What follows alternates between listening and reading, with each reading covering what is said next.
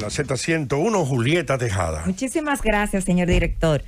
Fíjense, señores, durante este fin de semana, el ministro Daniel Rivera, ministro de Salud Pública, ofreció unas informaciones sumamente importantes a raíz de que se había informado al país la semana pasada de que las ARS solamente pues harían una sola prueba de PCR al año. Es decir, que las personas con su seguro médico pues solamente podían ir a hacerse una prueba de este tipo una vez al año. Eso realmente pues un poco que trajo preocupación a la población en el sentido de que bueno, estamos viviendo un momento todavía muy difíciles con el COVID y además casi siempre tú tienes por algún que otro motivo pues tener que hacerte más de una prueba.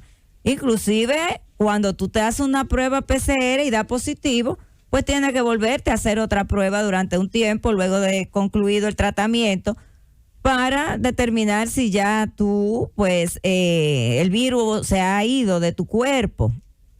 Entonces, las declaraciones del ministro en el sentido de que llegarán al país unas 500,000 pruebas PCR y de que además estarían de manera gratuita en toda la red hospitalaria pública y que se aplicarán a todo el que la necesite, las veces que la necesite, pues es una información muy importante en este momento en el que definitivamente el virus sigue avanzando.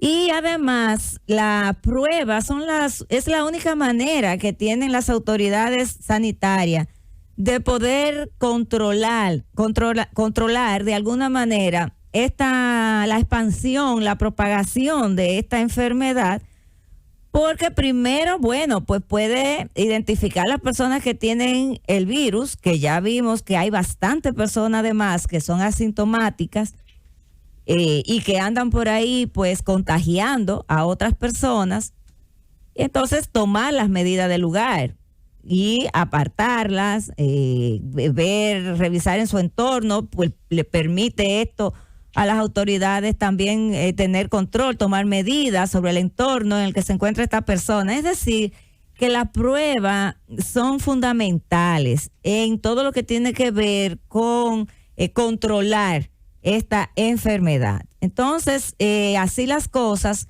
pues es una noticia que nos llena de mucha tranquilidad saber que las pruebas se seguirán pues realizando a todo el que la necesite, que será de manera gratuita a través de las redes hospitalarias y a través de todos los laboratorios públicos que tiene el sistema de salud pública.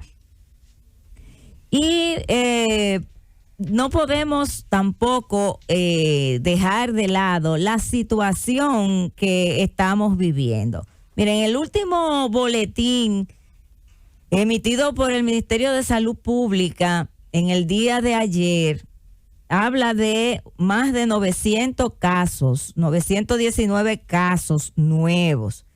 Y si vemos los últimos boletines, vemos que pues se puede observar que ha ido aumentando.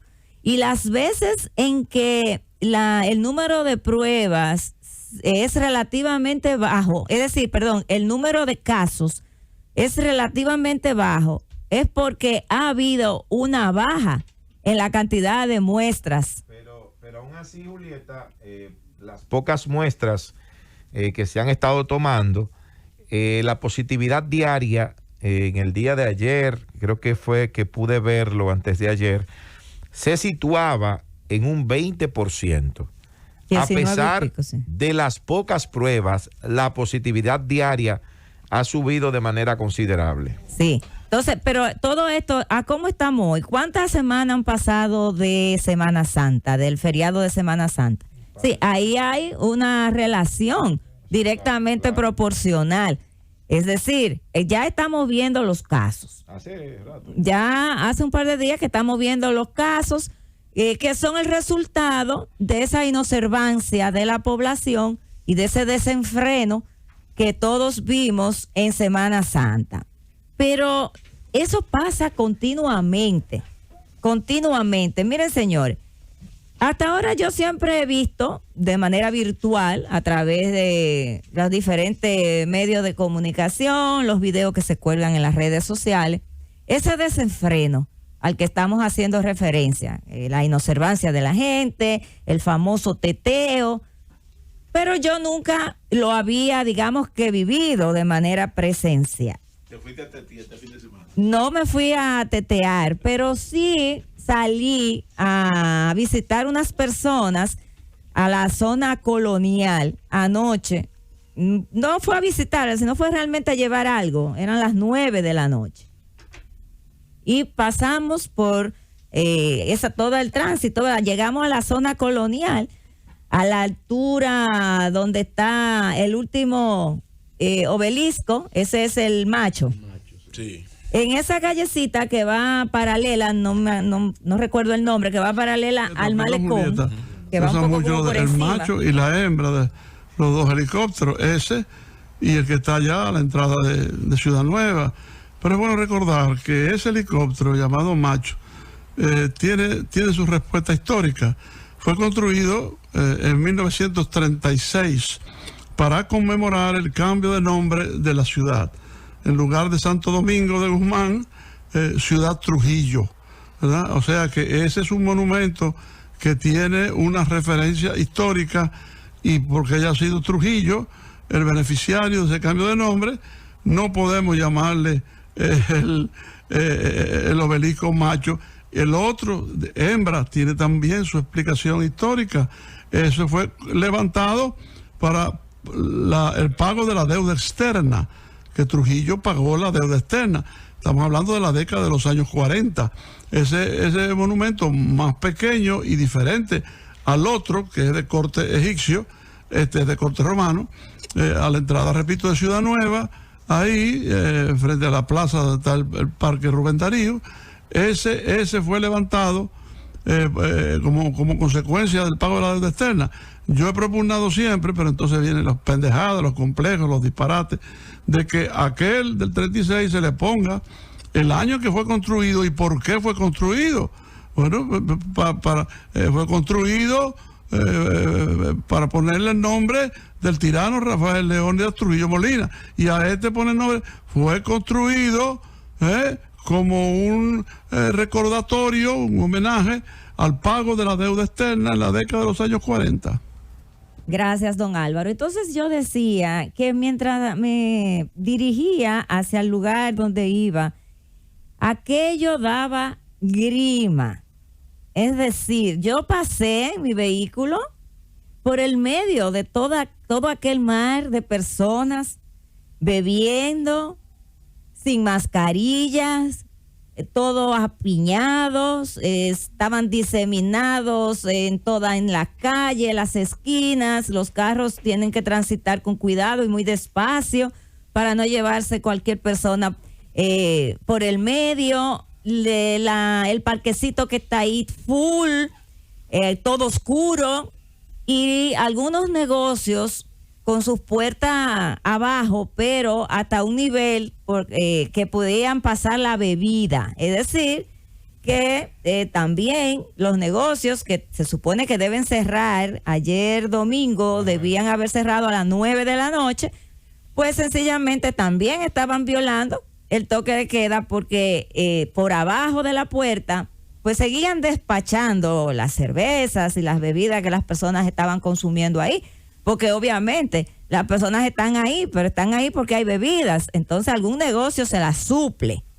Entonces, uno cuando lo vive así en carne propia, uno se da cuenta de que tenemos una situación muy complicada. Porque es que tenemos un nivel de inconsciencia y de responsabilidad rampante, colectiva. Tenemos una indiferencia total de las autoridades. A veces, como han dicho algunos de mis compañeros aquí, cuando se habla de toque de queda y de medida, uno piensa, bueno, hasta dónde esto parece un cuento de esos que uno le hace a los niños pequeños para dormirlos, pero que realmente no tienen nada que ver con la realidad. Y mientras tanto, siguen muriendo las personas. Como decía un amigo mío, cuando uno se entera de tantas personas que uno conoce que mueren, y que se infectan, pues uno debe llevar a uno a pensar que la cantidad de personas que se están diariamente contagiando superan por mucho las informaciones oficiales que salen en los medios de comunicación.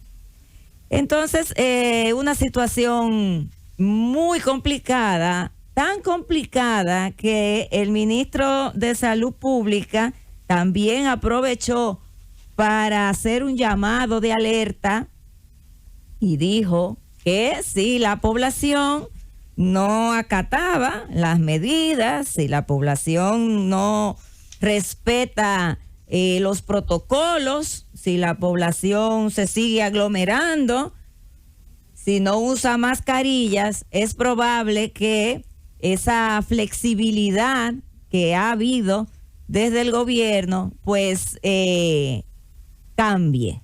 Y anunció Juliette Tejada, anunció, hablé temprano de eso, ¿verdad? Que hasta ahora 100,000 empleados de medios de comunicación han sido vacunados en la primera etapa y 750,000 han sido vacunados con las 2 dosis, y que el proyecto seguirá, sobre todo poniendo atención a reporteros que tienen que estar en el lugar de la noticia, fotógrafos y camarógrafos. Una decisión formidable del Ministerio de Salud Pública y Asistencia Social, y específicamente de su nuevo y eficiente ministro, doctor Daniel Rivera. Así es, una medida muy importante. A mí me parece muy positiva esa medida, porque realmente los periodistas y los trabajadores de la prensa, los camarógrafos, como bien usted señala, don Álvaro, tienen que estar en el lugar donde se realizan los hechos, donde sucede la noticia, donde se dan los hechos. Y entonces, pues muchas veces están muy expuestos. Entonces, a mí me parece muy bien, muy acertada esa decisión. Hay que seguir avanzando en el plan de vacunación. En ese sentido también el presidente de la República dijo en el fin de semana que se seguirá avanzando, que se seguirán vacunando. Me dio la impresión de que quizás muy pronto podríamos recibir buenas noticias en cuanto a nuevos lotes de vacunas que podrían llegar al país, y todo eso es muy, muy importante.